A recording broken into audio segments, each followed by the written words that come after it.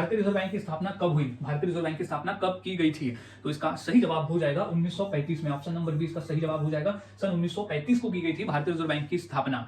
अब हम important points पे बात कर ले रहे हैं ताकि कोई भी क्वेश्चन है तो आप सॉल्व कर सको। तो इंपॉर्टेंट पॉइंट्स कहता है कि भारतीय रिजर्व बैंक की जो स्थापना है वो 1 अप्रैल 1935 को हुई थी। तो तारीख भी और ईयर भी याद रख लेना है। 1 अप्रैल 1935 के दिन हुई थी रिजर्व बैंक की स्थापना। अब इसकी जो स्थापना है वो हिल्टन यंग कमीशन के सिफारिशों पर हुई थी। किसकी सिफारिशों पर? तो हिल्टन यंग कमीशन के सिफारिशों के आधार पर हुई थी। भारतीय रिजर्व बैंक अधिनियम 1934 के आधार पर। भारतीय रिजर्व बैंक अधिनियम 1934 ये था लीगल, यानी ये लीगल तरीके से हुई थी। अब है प्रथम गवर्नर। आरबीआई के प्रथम गवर्नर थे sir Osborne Smith. Sir Osborne Smith थे पहले गवर्नर आरबीआई के। और पहले भारतीय गवर्नर थे सीडी देशमुख। सीडी देशमुख ये पहले भारतीय गवर्नर थे आरबीआई के।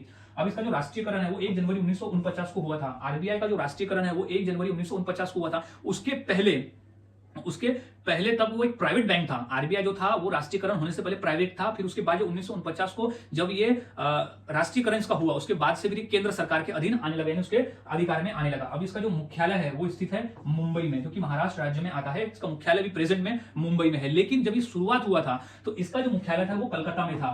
वो कलकत्ता में स्थित था पहले, फिर उसके बाद उसको शिफ्ट किया गया मुंबई में, जो कि अभी तक मुंबई में इसका मुख्यालय स्थित है।